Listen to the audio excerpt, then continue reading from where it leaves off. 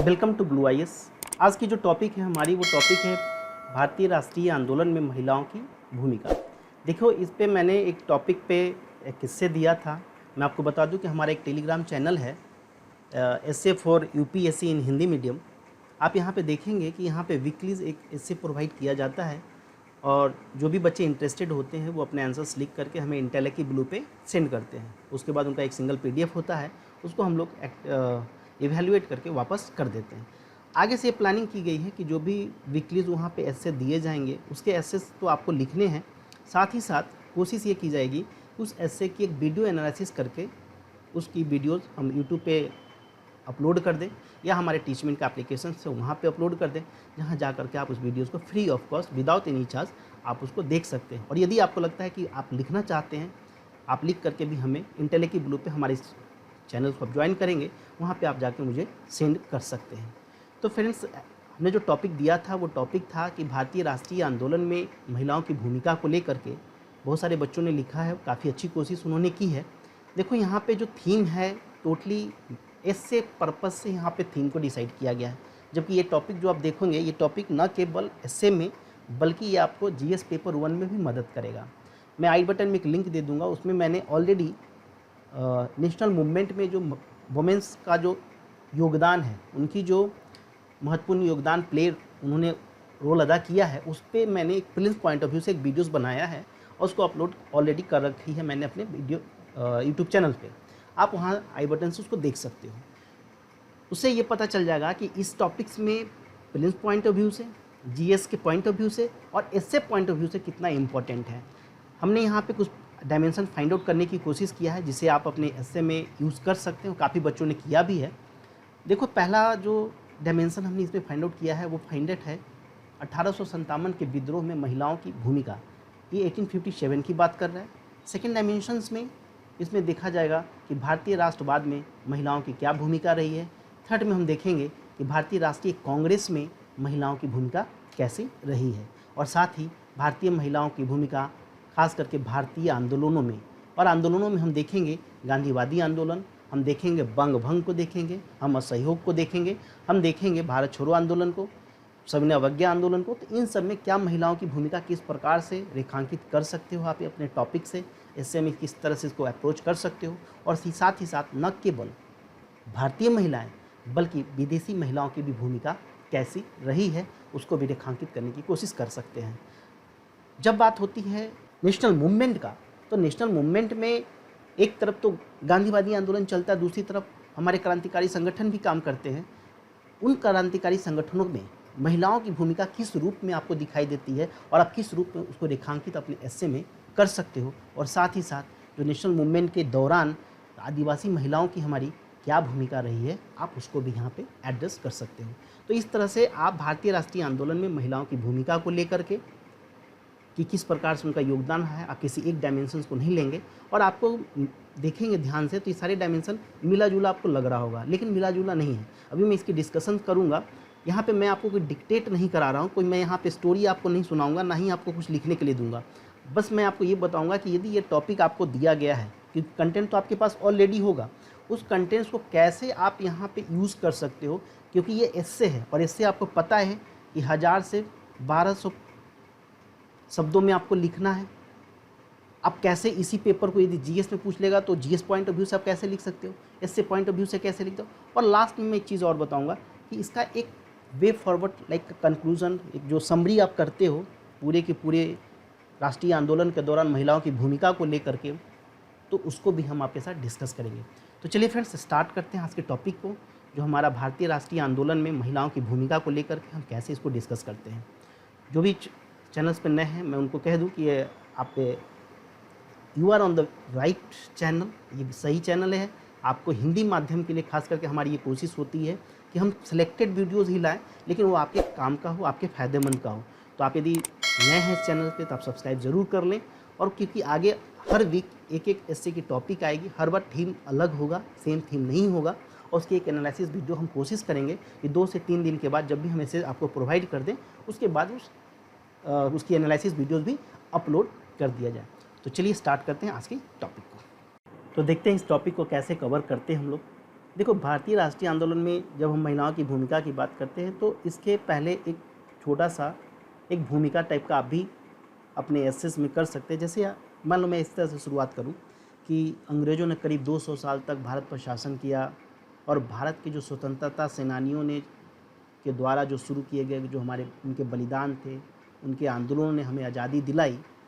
और हम सभी को पता है कि 15 अगस्त 1947 को भारत आज़ाद होता है और बहुत सारे हमारे स्वतंत्रता सेनानी हैं, उनकी जो देशभक्ति है, उनका जो संघर्ष है, उसकी बात की जाती है। लेकिन क्या स्वतंत्र भारत के संघर्ष में महिलाओं के योगदान की अनदेखी नहीं करके क्या इसके साथ न्यायोचित व्यवहार किया जाएगा? और क्या हमें स्वतंत्रता संघर्ष में महिलाओं के योगदान को उल्लेखित करना चाहिए? क्योंकि देखोगे कि बहुत सारी ऐसी महिलाएं थीं जो ब्रिटिश हुकूमत के खिलाफ अपनी आवाज़ बुलंद की। कई महिलाओं ने तो सड़कों पर उतर के जुलूस निकाले, बहुत सारे व्याख्यान किए, प्रदर्शन दिए। और इन प्रदर्शनों के कारण, इन आख्यानों के कारण, व्याख्यानों के कारण, जुलूस के कारण इन महिलाओं के पास साहस की कमी नहीं थी, इनमें देशभक्ति की कमी नहीं थी। उनकी जो निस्वार्थ मेहनत है, त्याग की बात कर लो, आप संघर्ष की बात करो, इसका एक बहुत बड़ा योगदान हमें राष्ट्रीय स्वतंत्रता आंदोलन में दिखाई पड़ता है। लेकिन कहीं ना कहीं इसकी बात या इसकी चर्चा जब हम करते हैं स्वतंत्रता आंदोलन की, तो महिलाओं की भूमिका को वह स्थान नहीं मिल पाता जो पुरुष प्रधान समाज के अनुसार जो बाकी स्वतंत्रता सेनानियों को मिलता है। तो जो हमारा एस्से का जो टॉपिक है, वो एस्से का टॉपिक भी हमारा यही है कि हम किस प्रकार से इस चीज़ को हम आगे ले करके आएँ और किस तरह से हम डायमेंशन को फाइंड आउट करें। जैसा कि हमने कहा था कि देखिए, ये जो हमने डायमेंशंस किया, जो 1857 के विद्रोह में महिलाओं की भूमिका को लेकर की बात हुई, भारतीय राष्ट्रीय आंदोलन में जो भारतीय राष्ट्रवाद है उसके डेवलपमेंट में महिलाओं की क्या भूमिका रही।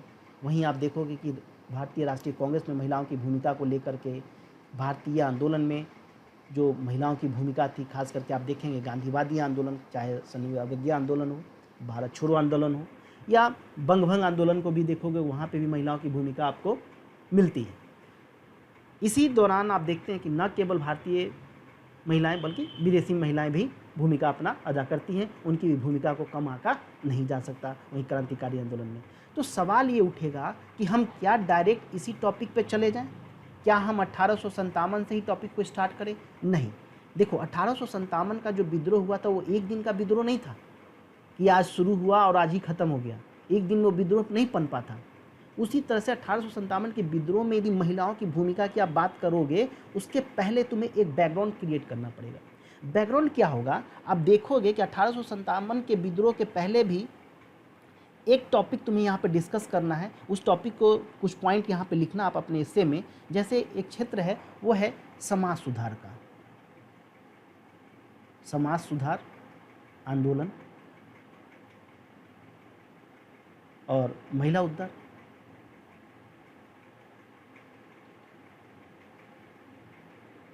आप देखते हो कि भारत में जो ब्रिटिश सरकार होती है और जो ईसाई मशीनरी होती हैं, वो अपने जो उनके जो हित होते हैं, वो अपने हित को पूर्ति करने के लिए क्या करते हैं कि परंपरागत जो भारतीय समाज में जो व्यवस्था होती है उसमें वो सुधार की बात करने लगते हैं, उसमें वो आधुनिकता को प्रोत्साहन देने की बात करने लगते हैं।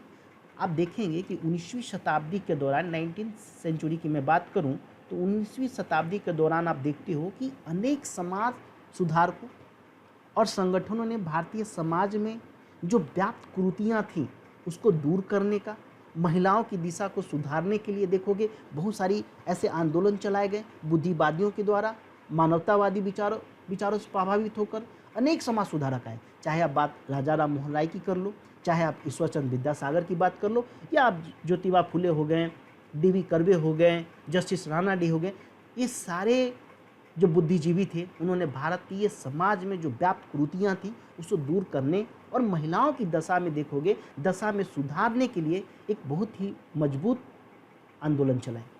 जहां आप देखते हो कि राजा राम मोहन राय से लेकर के वारिसलिंगम तक जो सुधारकों ने थे, उसमें सती प्रथा हो गया, बाल विवाह हो गई, बहु विवाह हो गया, ऐसे बहुत सारी जो प्रथाएं, कुरीतियाँ जो हमारे समाज में व्याप्त थी उसको समाप्त करने की कोशिश किया गया। विधवा पुनर्विवाह की बात हुई, स्त्री शिक्षा को प्रोत्साहन देने की बात करने लगे।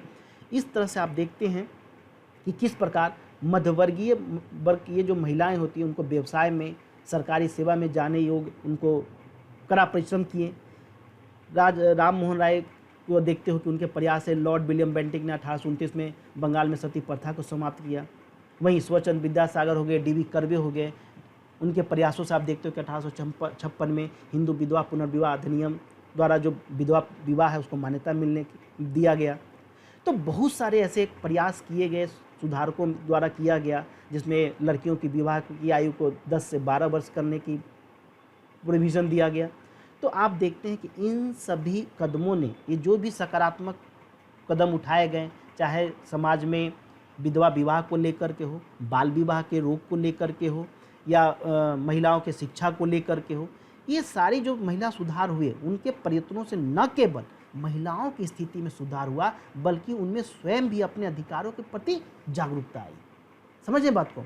तो इस तरह से आप एक भूमिका तैयार करेंगे 1857 से पहले, और तब आकर के 1857 में एंट्री आप करोगे, और यहाँ पे आप जिन महिलाओं का जो योगदान आपको याद आता है या जो आपने नोट्स बना रखे उसको लिखेंगे, ना कि डायरेक्ट आप 1857 में जाएं और आप डायरेक्ट महिला, चाहे रानी लक्ष्मीबाई हो, झलकारी बाई हो, बेगम हजरत महल हो, इन सबों की स्थिति कंट्रीब्यूशंस को आप लिखना शुरू करें। उसके पहले एक बताओ कि किस प्रकार से समाज सुधार आंदोलनों के द्वारा महिलाओं को उद्धार होता है, और महिलाओं को अंदर में न केवल सुधार होता है, बल्कि उनके अंदर अपने अधिकारों के प्रति जागरूकता आती है।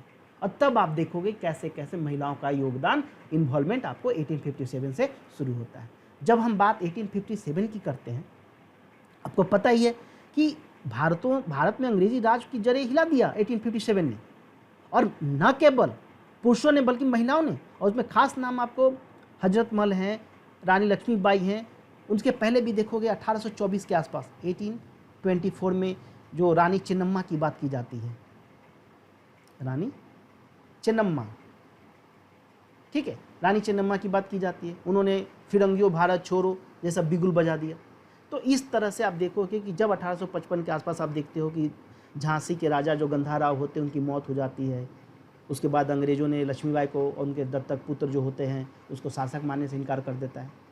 तो रानी लक्ष्मीबाई क्या करती हैं? अंग्रेज़ों के खिलाफ मोर्चा खोलती हैं, और क्या कहा जाता है कि विद्रोहियों में एकमात्र मर्द थी, तो वो थी रानी लक्ष्मीबाई।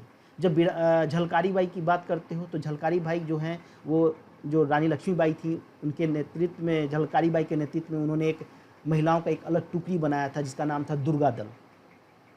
उसको देखोगे आप, उसका नाम था दुर्गा दल, और दुर्गा दल का उन्होंने नेतृत्व किया था झलकारी बाई।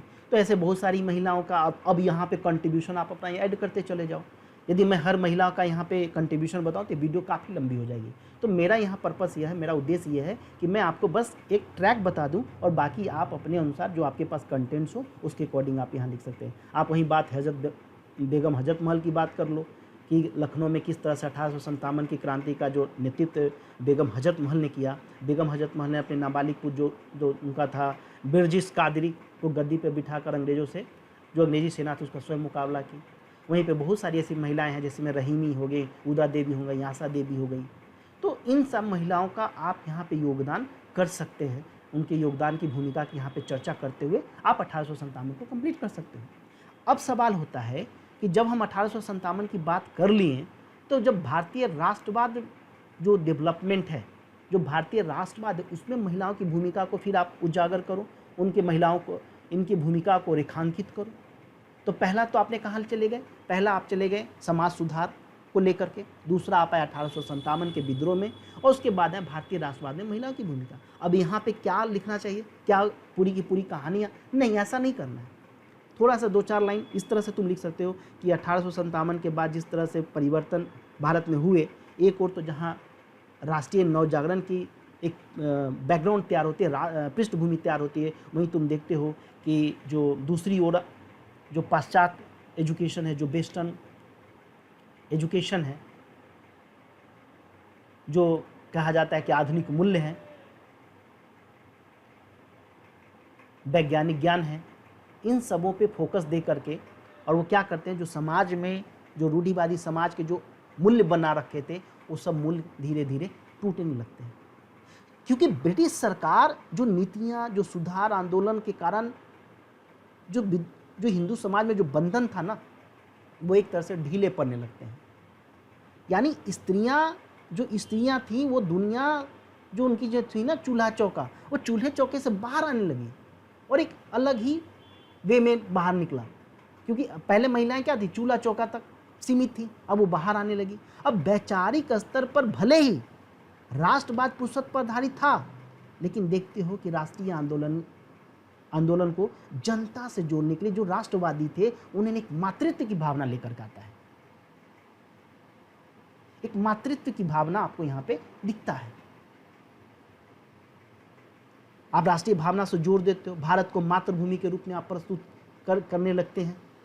तो राष्ट्रीय आंदोलन के जो इस चरण में आप देखेंगे, आपको यहाँ पे बताना होगा कि राष्ट्रवादी आंदोलन के इस चरण में महिलाओं को सार्वजनिक जीवन में भाग लेने के लिए प्रेरित तो किया, लेकिन कुछ हिदायतों के साथ, कुछ घरेलू क्षेत्र की सीमा में रहते हुए। तो इस तरह से आप इस सेक्शंस को डील कर सकते थे कि भारतीय राष्ट्रवाद में महिलाओं की भूमिका को आप कैसे एक्सप्लेन करते हो। अब उसके बाद थोड़ा सा आगे मूव करो। जब हम बात करते हैं भारतीय राष्ट्रीय कांग्रेस में, तो भारतीय राष्ट्रीय कांग्रेस में महिलाओं की भूमिका को लेकर के भी आप यहाँ पे डिस्कशन कर सकते हैं। आप कह सकते हो इस तरह से कि 19वीं शताब्दी के अंतिम चरण में हम देखते हैं कि भारतीय राष्ट्रीय कांग्रेस की स्थापना के साथ ही स्त्रियों की भूमिका में कुछ परिवर्तन होता है, और इस दौरान देखते हो कि जो महिलाएं अपनी घरेलू भूमिका का निर्वाह करती थी उससे बाहर निकलती हैं और वो आंदोलन में भागीदारी करने लगती हैं।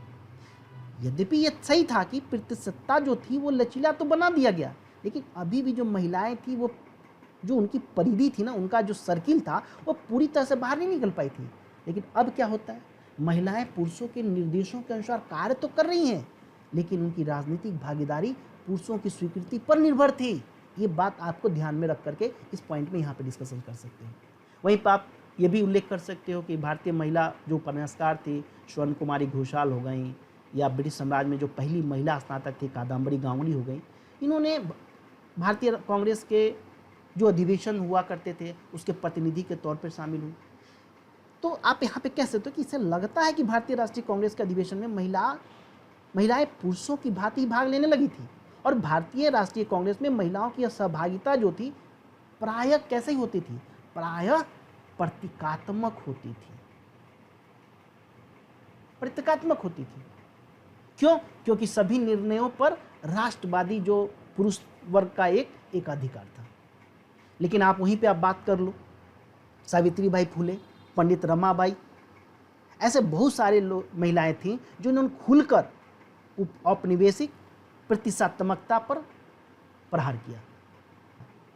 अब यहाँ पे सवाल ये उठता है कि भारतीय राष्ट्रीय कांग्रेस में, अब पूरा डिटेल में नहीं जाना कि कौन कौन महिलाएं अध्यक्ष बनी, ये इतना डिटेल करने की जरूरत नहीं है। आप इस तरह से भारतीय राष्ट्रीय कांग्रेस में महिलाओं की भूमिका को आप लिखते हो, इस तरह की इन्फॉर्मेशन आप डालते हो, तो यहाँ पे आपको एक वेटेज भी मिलेगा और आप एक टॉपिक को रिलेट करने की कोशिश करते हो। तो हमने क्या किया, हमने सबसे पहले तो समाज सुधार आंदोलन के बारे में बता दी कि 1857 के विद्रोह में आ गए। 1857 विद्रोह के बाद हमने कहा कि भारतीय जो राष्ट्रवाद था उसको डेवलप करने में, उसका विकास करने में महिलाओं ने किस प्रकार की भूमिका की, और उसके बाद आपने भारतीय राष्ट्रीय कांग्रेस की बात कर ली। अब देखो, अब यहाँ पे बहुत सारे ऐसे आंदोलन चलेंगे, उसमें से मैंने कहा था कि कुछ आंदोलन में भी महिलाओं का भाग आपको मिलेगा। जैसे बंग भंग, आपको पता है बंगाल विभाजन होता है, और जो बंग भंग होता है, जो विरोधी आंदोलन होते हैं, उसमें महिलाओं की भूमिका को आपको यहाँ पे थोड़ा एड्रेस करना चाहिए। जैसे आप देखेंगे कि 1905-06 के आसपास जो बंगाल में विभाजन का जो विरोध में जो आंदोलन होता है, उसमें बड़ी संख्या में महिलाएं सार्वजनिक रूप से भाग लिया। पत्र पत्रिकाओं में, विशेषकर सभाओं में, महिला संगठनों के माध्यम से अनेक महिलाओं की सहभागिता आपको दिखाई देगी। आप देखेंगे उस समय जो गाया जाने वाला गीत है वो वंदे मातरम, जो संपूर्ण स्वतंत्रता आंदोलन का राष्ट्रीय गीत बन गया। और खास करके रक्षाबंधन का त्यौहार, भाई बहन के पवित्र त्यौहार को, रक्षाबंधन को भी बंग विरोध आंदोलन में एक अनूठे रूप में कह सकते हो कि आप उसको प्रयोग करने की कोशिश की गई। बंगाली हिंदू, बंगाली मुस्लिमों ने एक दूसरे के हाथों में राखियां बांधते हैं। तो स्वदेशी और बहिष्कार इस दौर आंदोलन के में देखोगे कि जो शहरी मध्य वर्ग है, शहरी मध्य में जो सदियों से जो महिलाएं कैद कैद कह सकते हो, एक तरह से घरों में कैद, उनका जुलूसों में, धरनों में शामिल होना, ब्रिटिश शासन के विरोध करने के लिए महिलाओं ने किस प्रकार विदेशी सामानों का बहिष्कार किया, जिसे पिकेटिंग कहा जाता है। आप देखेंगे कि ब्रिटिश वस्तुओं के बहिष्कार के क्रम में महिलाओं ने अपनी कांच की चूड़ियाँ तोड़ डाली। प्रतिरोध के रूप में देखोगे रसोई बंदी दिवस मनाया जाने लगा। तो इन गतिविधियों के अलावा महिलाओं ने स्वदेशी मेला लगाना शुरू कर दिया था। वहीं पे एक नाम बहुत अच्छा इम्पोर्टेंट है, सरला देवी चौधरानी का। सरला देवी चौधरानी की बात कर लो, जिन्होंने ब्रिटिश राज्य के लिए अपने पति से ज़्यादा खतरनाक माना जाता था, वो अपने पति से ज़्यादा खतरनाक थी। उन्होंने लक्ष्मी भंडार खोला था। वहीं पे आप स्वामी श्रद्धानंद की पुत्री थी वेद कुमारी अज्ञावती ने, और अज्ञावती एक महिला थी, उन्होंने महिलाओं संगठन में विदेशी कपड़ों को होली जलाई। तो इस तरह से देखेंगे कि महिलाओं ने बढ़ चढ़ कर पार्टिसिपेट करती हैं। वहीं पे साइमन कमीशन के दौरान भी, सविनय अवज्ञा आंदोलन के दौरान भी महिलाओं का बढ़ चढ़ कर हिस्सा लिया जाता है। तो स्वदेशी आंदोलन के बाद तो महिलाओं की जो राजनीतिक गतिविधियाँ काफ़ी वृद्धि हो गई थी। इसीलिए आप देखेंगे कि 1917 में कांग्रेस अधिवेशन के पहले दिन कांग्रेस अध्यक्ष जो एनी बेसेंट हैं, उनके अलावा 2 महिलाएं कांग्रेस के मंच में और उनके कार्रवाई में शामिल होती हैं।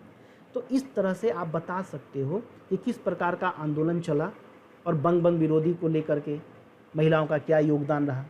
यदि मैं यहीं पे बात कर दूं यदि गांधीवादी आंदोलन में महिलाओं की भूमिका को, तो यहाँ भी नकारा नहीं जा सकता है। गांधी जी का तो यहाँ तक मानना था ना कि बराबरी का अर्थ यह नहीं है कि महिलाएं सब काम करें जो पुरुष करते हैं, है ना। गांधी जी का कहना था कि अपने स्वभाव एवं क्षमता के अनुसार, देखिए इस पॉइंट को क्लियर करिएगा, गांधी जी का मानना यह नहीं था कि महिलाएं वो सब काम करें जो पुरुष करते हैं। उनका मानना था, गांधी जी का कहना था कि अपने स्वभाव एवं क्षमता के अनुसार, अपने स्वभाव एवं क्षमता के अनुसार सभी को अलग अलग कार्य करने चाहिए। और गांधी जी का मानना था कि घर देखना महिलाओं का मूल कर्तव्य है, किंतु वे विदेशी कपड़ों और शराबों की दुकानों पर धरने देकर स्वदेशी और सत्याग्रह जैसे अहिंसक आंदोलनों में भागीदारी करके राष्ट्र की सेवा कर सकती हैं। तो इस तरह से गांधी जी ने महिलाओं को सुधार की वस्तु के रूप में नहीं, बल्कि एक जागरूक नागरिक और अपने भाग्य निर्माता के रूप में देखा, जो स्वयं के साथ राष्ट्र का भाग बदल सकती हैं। तो इस तरह से इस पॉइंट को आप एड्रेस कर सकते हो गांधीवादी आंदोलन में महिलाओं की भूमिका को लेकर के। रॉलेट एक्ट के विरुद्ध भी देखोगे, गांधी जी का कार्यक्रम विरोध करने पर गांधी जी की महिलाओं का कार्यक्रम बनाया। असहयोग आंदोलन में महिलाओं की भूमिका, असहयोग आंदोलन में कैसे महिलाओं के लिए काफ़ी अत्यंत महत्वपूर्ण हो जाता है, क्योंकि किंतु सीमित भूमिका रखी गई थी जो स्वदेशी और बहिष्कार के अभियान से संबंधित था। तो इस तरह से आप यहाँ पे डिटेल कर सकते हो। एक फील्ड और है यहाँ पे, उसको आप नेगलेक्ट नहीं कर सकते कि भारतीय राष्ट्रीय आंदोलन में मुस्लिम महिलाओं का योगदान। मुस्लिम महिलाओं का योगदान, इसको भी आप यहाँ पे थोड़ा सा एडजस्ट कर दो और डायमेंशन बढ़ जाएगा। हिंदू महिलाएं ही नहीं, मुस्लिम महिलाएं भी धीरे धीरे असहयोग आंदोलन से जुड़ रही थी। 1921 में के दौरान देखोगे कि जो अली बंधुओं थे की माँ थी बी अम्मा ने लाहौर से निकलकर अनेक महत्वपूर्ण नगरों का दौरा किया, हिंदू मुस्लिम एकता का संदेश दिया। बी अम्मा ने all Indian ladies conference, all Indian ladies conference, और वो ऐलान करती हैं कि यदि पुरुष गिरफ्तार हो जाए तो महिला धरना प्रदर्शन करें, झंडे को लहराती रहें। तो इस तरह से आप देखेंगे कि मुस्लिम महिलाओं का भी योगदान आपको दिखने के लिए मिलता है। ठीक है, तो अब बात हो जाएगी, अब थोड़ा थोड़ा कोशिश करना यहाँ पे कि सरोजिनी नायडू हो गए, ये आपका विजय लक्ष्मी पंडित हो गई, तो इनके भी थोड़े थोड़े योगदान को तुम यहाँ पे ऐड कर सकते हो। और जब बात होती है कि आज़ाद हिंद फौज में महिलाओं की भूमिका, आपको आज़ाद हिंद फौज में भी महिलाओं की भूमिका मिलेगा, भारत छोड़ो आंदोलन में भी महिलाओं की भूमिका मिलेगा। तो इनकी थोड़ी सी भूमिका होती है, क्योंकि जब हम बात करते हैं आज़ाद हिंद फौज का, तो सुभाष चंद्र बोस ने क्या किया था, उन्होंने जो प्रवासी भारतीय थे दक्षिण पूर्व एशिया में देखोगे इंडियन नेशनल आर्मी का गठन किया जाता है और कैप्टन डॉक्टर लक्ष्मी सहगल होती हैं, आज़ाद हिंद सरकार में महिला विभाग की मंत्री बनाया जाता है उनको। तो इस तरह से आप देखोगे कि आज़ाद हिंद फौज में भी महिलाओं का जो रानी झांसी जो रेजिमेंट होती हैं उसकी महिलाओं का प्रशिक्षण भी पुरुषों रेजिमेंट के समान ही होता था, उन्हें पुरुष सैनिकों के समान ही वर्दी पहनना पड़ता था। आज़ाद हिंद फौज में देखोगे कि महिलाओं की वीरता की कहानी जो पार्टिसिपेट उन्होंने आज़ाद हिंद फौज में किया उससे भारत की जो दूसरी महिलाएं थी उन्होंने भी मनोबल बढ़ा, उनको मनोवैज्ञानिक रूप से बहुत प्रभावित किया। तो इस तरह से आप आज़ाद हिंद फौज के सेक्शन में ऐड कर सकते हैं जिससे आपको फ़ायदा मिल सकता है। तो इस तरह से जो भी चीज़ें हो सकते कोशिश करना ये है कि हम जितना डाइवर्सिफाई कर सकते, क्योंकि देखो ये एस्से का पॉइंट है और एस्से में लिमिटेड नहीं होता, यहाँ पे आपके लिए ओपन एंडेड है। अब आप जितना सोचते हैं आप उतना लिख सकते हो। क्लियर है? तो ये इस पॉइंट को आप यहाँ पे ध्यान रख करके इन सारे इश्यूज़ को आप यहाँ पे एड्रेस कर सकते हैं और महिलाओं का योगदान को नकारा नहीं जा सकता। वहीं यदि बात करें हम राष्ट्रीय आंदोलन में विदेशी महिलाओं की भूमिका का, तो आप देखते हैं कि भारतीय संस्कृति से प्रभावित होकर अनेकों जो विदेशी महिलाएं थीं उन्होंने भारत के राष्ट्रीय आंदोलन में अपने भागीदारी निभाया। और इन विदेशी महिलाओं में आप देखोगे एनी बेसेंट हो गई, भिकाजी कामा हो गई, मार्गरेट नेबुल हो गई। अच्छा चलो एक क्वेश्चन आप लोगों से पूछता हूँ, मार्गरेट नोबुल कौन थी, ये क्या आप लोग बता सकते हैं? ये जो भगिनी निवेदिता है ना उनका नाम मार्गरेट नोबुल ही है, ठीक है। तो नेली सेन गुप्ता हो गई और एक और मैं नाम बताऊंगा उनका नाम है मैडलिन स्लेड। आप इस नाम से परिचित नहीं होंगे लेकिन आप एक नाम से परिचित होंगे, उनका नाम है मीराबेन। मीराबेन का ही ओरिजिनल नाम है मैडलिन स्लेड, ठीक है। तो आपको समझ में आ रहा होगा क्योंकि ये जो मैडलिन स्लेड थी वो इंग्लैंड के जो ब्रिटिश नौसेना के एडमिरल की बेटी थी और जिन्हें गांधी जी ने नाम दिया था मीराबेन। तो इस तरह से देखोगे मैडम भिकाजी कामा हो गई जो भारतीय मूल की थी लेकिन फ्रांसीसी नागरिक थी।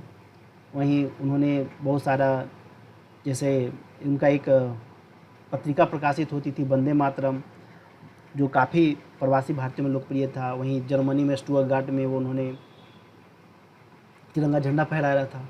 तो ऐसे बहुत सारे आपको महिलाएं भी मिलेंगी, उसमें कुछ नाम इम्पोर्टेंट है, एनी बेसेंट का, मार्गरेट नोबुल का, मैडम भिकाजी कामा का, नेली सेनगुप्ता का, क्योंकि ये भी नेली सेनगुप्ता इंग्लैंड में जन्मी थी। भारतीय स्वतंत्रता आंदोलन के दौरान देखे होंगे आप कि क्रांतिकारी गतिविधियों के लिए नहीं जाना जाता है। जब चट्टगांव जो बंगाल में वहाँ थे जतेंद्र मोहन सेनगुप्ता इंग्लैंड गए थे पढ़ने के लिए, तो वहाँ उनसे 1909 में उनका नेली से विवाह हो जाता है। तो फिर वो वापस आती हैं। किस तरह से 1921 में आपका असहयोग आंदोलन में वो पार्टिसिपेट करती हैं।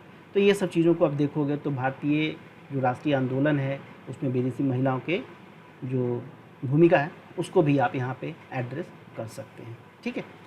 उसके बाद एक कहानी आती है क्रांतिकारियों के रूप में महिलाओं की भूमिका।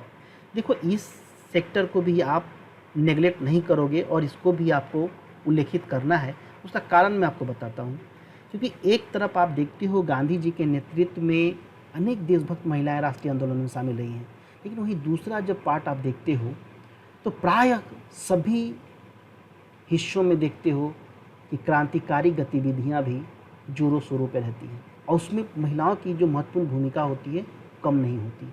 खास करके उसमें आपने सुना होगा बहुत सारा नाम, सुशीला दीदी, दुर्गा भाभी, जो द फिलॉसफी ऑफ बॉम्ब के जो लेखक थे, भगवती चरण बोहरा, उनकी पत्नी दुर्गा देवी बोहरा, जिनको क्रांतिकारियों के बीच में उनका नाम दुर्गा भाभी के नाम से जाना जाता था।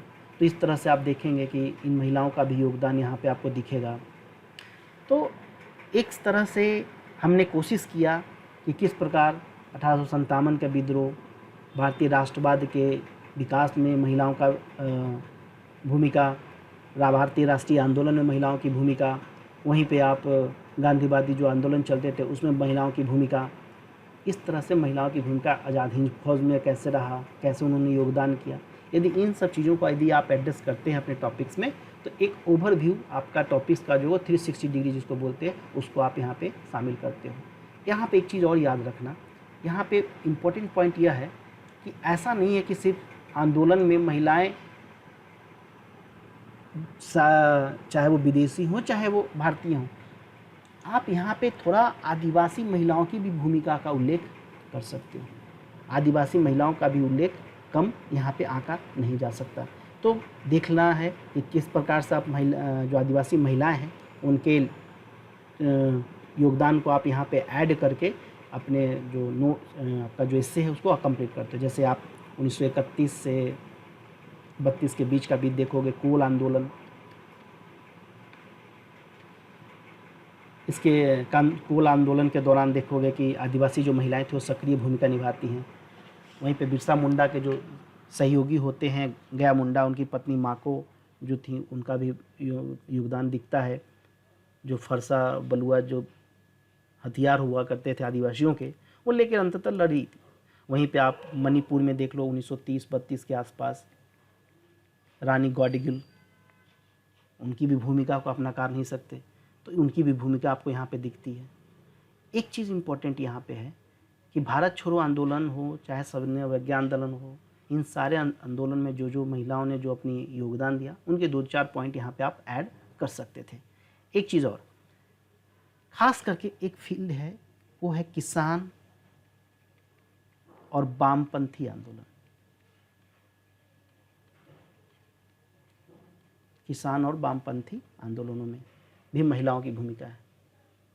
जैसे देखेंगे आप 1912-14 के आसपास में जब हम बात करते हैं, देखोगे कि बिहार में जतरा भगत ने जो जनजातियों को लेकर तान आंदोलन चलाया। जब जतरा की गिरफ्तारी हो जाती है उसके बाद उसी गांव की जो महिलाएं होती हैं, वो देमनिया उराइन ने आंदोलन का बागडोर संभाला था। उसी तरह से 1930 के दशक के आसपास देखते हो कि उषाबाई डांगे, जो कम्युनिस्ट महिलाओं ने मुंबई में जो सूती मिल थे उसमें काम करने वाले श्रमिकों महिलाओं की संगठित किया। और 1939 में देखते हो पहली बार राजनीतिक बंदियों की रिहाई के लिए देशव्यापी लेवल पे, पूरे देश लेवल पे अभियान में कम्युनिस्ट और राष्ट्रवादी महिलाओं ने एक साथ काम किया। वहीं 1940 के आसपास आप देखते हो कि ऑल इंडिया स्टूडेंट फेडरेशन बन चुका होता है, जिसमें अनेक छात्राएं शामिल होती हैं। तो यहाँ पे ये भी आप कह सकते हो कि किसान एवं वामपंथी आंदोलनों में भी महिलाओं की भूमिका रही है। एक चीज़ और ये इम्पोर्टेंट पॉइंट याद रखना, एक तो ये पॉइंट हो गया। दूसरा, जो महिला संगठन है, जब हम बात करते हैं महिला संगठन का, तो महिला संगठन में भी महिलाओं का योगदान कम नहीं है। आप देखेंगे कि 1917 के आसपास एनी बेसेंट ने और उनके सहयोग द्वारा मद्रास में महिला संघ की स्थापना होती है। तो इस तरह से 1925 में भी लेडी मेहरीबाई टाटा की पहल पर देखोगे कि नेशनल काउंसिल ऑफ इंडिया, और 1927 के आसपास जो अखिल भारतीय महिला संघ है, ऑल इंडिया वुमेन कॉन्फ्रेंस की स्थापना की जाती है।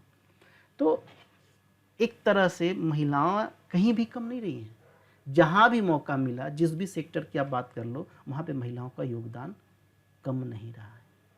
तो इस तरह से आप पूरी टॉपिक्स को कवर करते हो, तो एक तरह से आपका पूरा का पूरा ओवरव्यू भारतीय राष्ट्रीय आंदोलन में महिलाओं की भूमिका को लेकर के होता है।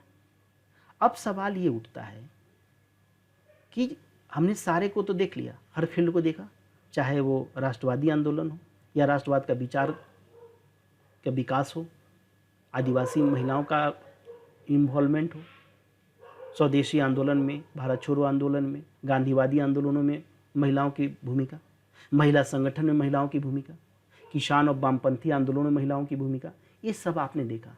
लेकिन अब पॉइंट आता है कि हम एक वे फॉरवर्ड कंक्लूजन में क्या दें। क्या लगता है कि महिलाओं के साथ न्यायोचित व्यवहार हुआ, या किस प्रकार के आप निष्कर्ष यहाँ दे सकते हो। एक बात याद रखना, जब आप मूल्यांकन करते हो किसी चीज़ को, तो ये पूरी की पूरी डिटेल जब आप पूरा कर लिए, आपने सारे डायमेंशंस देखे, अब क्या होगा।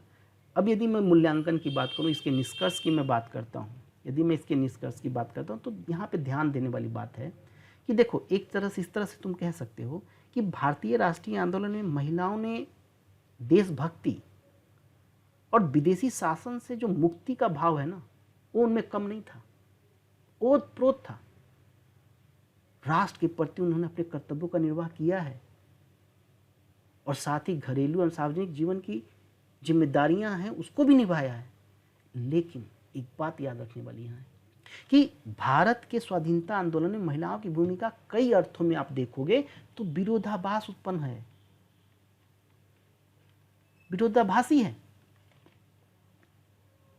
महिलाओं के अधिकार और राष्ट्रीय आंदोलन की भागीदारी में कोई सीधा संबंध नहीं था।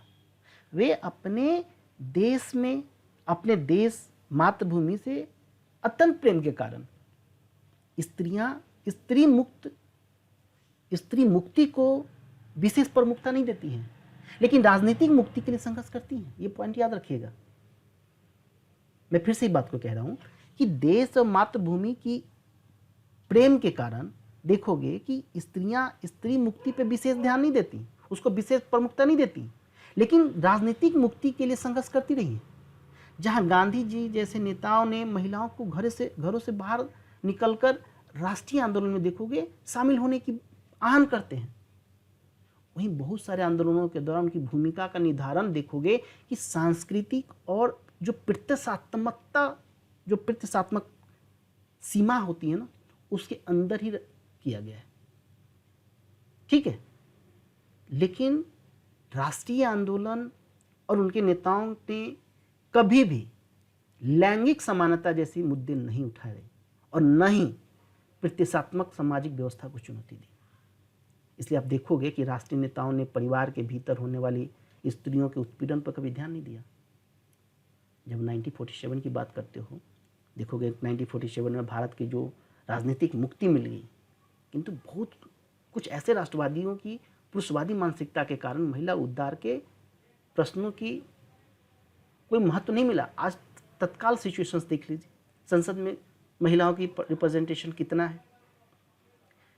राष्ट्रीय आंदोलन के विभिन्न चरणों में देखते हो आप कि स्वयं महिलाओं ने भी पितृसत्ता को चुनौती नहीं दी, जबकि कुछ ऐसे हैं जैसे पंडित रमाबाई हो गए, कुछ ऐसे ब्राह्मणवादी पितृसत्ता पर गहरे प्रभाव डाले हैं, लेकिन वो सफल उस तरह से नहीं हो पाया। ठीक है, तो इस तरह से आप निष्कर्ष में एक बैलेंस व्यू दे सकते हो। आप ये भी कह सकते हो कि गांधी जी ने स्वयं महिलाओं के लिए घरेलू क्षेत्र को सर्वोच्च बताया था, लेकिन गांधीवादी आंदोलनों में महिलाओं की सार्वजनिक भागीदारी किसी से छुपी नहीं है, वो प्रशंसनीय है। महिलाएं पुरुषों से कंधा मिलाकर देखते हैं कि भारतीय स्वतंत्रता के आंदोलन में पार्टिसिपेट करते हैं। वहीं क्रांतिकारी एवं कम्युनिस्ट आंदोलनों में छात्राओं और महिलाओं की महत्वपूर्ण भूमिका थी, किंतु यहाँ भी पितृसत्ता जो है वो थोड़ा बहुत कम है, लेकिन स्पष्ट प्रभाव उसका भी था। जब महिला संगठनों ने महिला मताधिकार पर विशेष जोर दिया, लेकिन पितृसत्ता की जो संरचना थी उस पर कोई प्रभाव नहीं दिखा पाती हैं। तो इस प्रकार आप कह सकते हो कि महिलाओं ने पितृसत्ता की जकड़न के बावजूद राष्ट्रीय आंदोलन में अपनी हिस्सेदारी का पूर्ण रूप से निर्वाह किया, भारतीय राष्ट्रीय आंदोलन में बढ़ चढ़कर पार्टिसिपेट किया, हिस्सा लिया, लेकिन कभी भी पितृसत्ता के जकड़न के तोड़ नहीं पाए वो। तो इस तरह से इस पॉइंट को आप निष्कर्ष को लिख सकेंगे। तो एक बैलेंस पूरा अपने कहानी बताई, पूरा स्ट्रक्चर्स बताया। थोड़ा मैं रिकैप कर देता हूँ। सबसे पहले हमने कहा कि आप बताएंगे समाज सुधार और महिला का उद्धार कैसे, फिर उसके बाद आप 1857 के विद्रोह में शामिल हो जाए, भारतीय राष्ट्रवाद के विकास में, डेवलपमेंट में किस प्रकार महिलाओं का योगदान रहा, फिर राष्ट्रीय आंदोलनों में, गांधीवादी आंदोलनों में, खास करके भारत छोड़ो आंदोलन की बात कर लो, बंगभंग आंदोलन की बात कर लो, समन्वय अवज्ञा आंदोलन की बात कर लो, तो जो भी आंदोलन थे उसमें कैसे उन्होंने पार्टिसिपेट किया। भारतीय स्वतंत्रता संग्राम के आंदोलन में मुस्लिम महिलाओं का योगदान, भारतीयों के साथ साथ विदेशी महिलाओं का योगदान, महिला संगठनों का योगदान। यदि आप इन सारे टॉपिक्स को कवर करते हैं तो एक वेल स्ट्रक्चर्ड हो सकता है ये आपका निबंध। फिर भी यदि आप लोगों में से किसी को भी कोई डाउट लगता है या उनके पास कोई सजेशन है तो आप हमें टेलीग्राम मैसेज में कर सकते हो, या आप कमेंट सेक्शंस में भी आप अपना रिव्यू दे सकते हैं। आप बता सकते हैं, यदि आपको कहीं डाउट हो तो आप पूछ सकते हैं, या इससे रिलेटेड कोई कंटेंट आपको चाहिए तो आप उसको भी हमसे मांग सकते हैं। आप हमें कमेंट कर दें, पिंग कर दें, या आप मुझे व्हाट्सअप कर दें, टेलीग्राम कर सकते हैं। यहाँ पे नंबर भी दिया हुआ है, इस नंबर पे भी आप टेलीग्राम या व्हाट्सअप करके अपना डाउट्स क्वेरीज कर सकते हैं, बशर्ते आप कोशिश करें। तो फ्रेंड्स, ये था हमारा सेशन आज का जो हमने आपके साथ डिस्कस किया है। इसी तरह से हम हर वीक एक टॉपिक अपने टेलीग्राम चैनल्स पे एस्से के लिए देंगे, और उसके आंसर्स जिनको लिखना है, जो लिखना चाहते हैं वो लिख करके सेंड कर सकते हैं इंटेलेक्टिव_ब्लू पे। आप वहाँ पे मुझे भेज सकते हो। उसके फीडबैक में आपका जो PDF होगा वो हम आपको प्रोवाइड कर देंगे और उस पर एक कोशिश करी जाएगी कि 3 से 4 दिन के अंदर जब भी मैं क्वेश्चंस दूँ उसके ठीक 3-4 दिन के अंदर उसका एक एनालिसिस वीडियो इसी तरह से आए। ठीक है, ये सिनॉप्सिस है। इस तरह का सिनॉप्सिस आप तैयार कर लो अपने टॉपिक्स का, तो मुझे लगता है कि आप ऐसे में एक अच्छा एज बाकी बच्चों से ले सकते हैं। तो लास्टली फ्रेंड यही कहूँगा, थैंक्स फॉर वॉचिंग।